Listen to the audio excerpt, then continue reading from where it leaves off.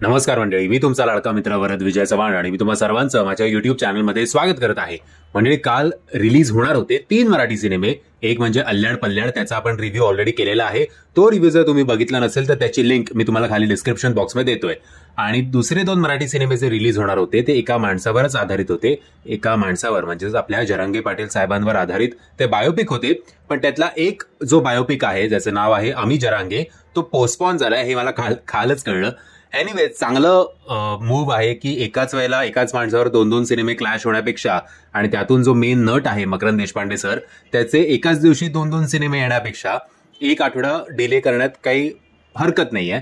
So overall त्या move बद्दल जे आपले आम्ही जरांगे या सिनेमाचे जे फिल्म मेकर्स आहेत त्यांचं खूप कौतुक. आता येऊया संघर्ष योद्धा या सिनेमाकडे. मंडळी, एक तर आपल्याला समजून घ्यायला हवं की संघर्ष योद्धा असेल किंवा आम्ही जरांगे असेल, हा अख्ख्या महाराष्ट्राला अपील करणारा सिनेमा नाहीये.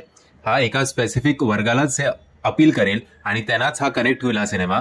कारण जे काही आपण बघतोय की जरांगे पाटील साहेबांचा जे काही संघर्ष आहे तो फक्त एका समाजापुरता आहे. ओव्हरऑल आय थिंक एक समाज जास्त करून या सिनेमाशी जास्त कनेक्ट होईल.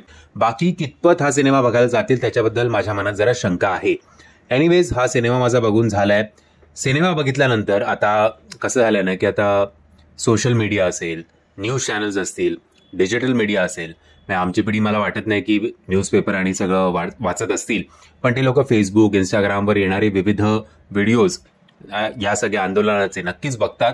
आणि त्याचबरोबर युट्यूबवर जे 24 तास बेंबीच्या देठापासून कोकलत असतात की आत्ता हे बसले उपोषणाला, आत्ता याव झालं, आत्ता त्याव झालं. सो ही काही भूतकाळात घडलेली गोष्ट नाही की 40-50 वर्ष या गोष्टीला झाले आहेत, या आंदोलनाला झाले आहेत. आणि मग आता आपण आपल्या टीनेजमध्ये किंवा ॲडल्टहुडमध्ये जे आपण फेस केलं होतं किंवा ज्याला आपण सपोर्ट करत होतो ते आपण आता आपल्या म्हातारपणी पुन्हा ते नॉस्टॅल्जिया इफेक्ट आपल्या मनात तो होतोय असं नाहीये. आपण मागच्या महिन्यात ते बघितलं होतं आणि या महिन्यात आता मोठ्या पडद्यावर बघतोय असं झालंय. सो मराठा समाज सुद्धा केवढा सपोर्ट करेल या सिनेमाला मला कळत नाही ऍक्च्युली. ओव्हरऑल बघायला झालं तर तेच आहे जे आपण आधी न्यूज बुलेटिनमध्ये बघत होतो ते आता आपण मोठ्या पडद्यावर बघतोय. कमर्शियल ऍस्पेक्ट थोडा कमी आहे.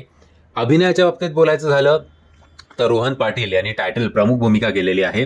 त्यांनी त्यांचं काम अगदी चोख केलं असं म्हणायला काही हरकत नाही. संदीप पाठक यांचं काम हे मनोज जरांगे पाटील साहेबांचे मित्र म्हणून दाखवलेले आहेत. त्यांचं काम जेवढं मला अल्ल्याड पल्ल्याडमध्ये आवडलं तेवढं याच्यात नाही आवडलं अनफॉर्च्युनेटली. बाकी सागर करांडे आहेत, त्यांनी सुद्धा बरं केलंय.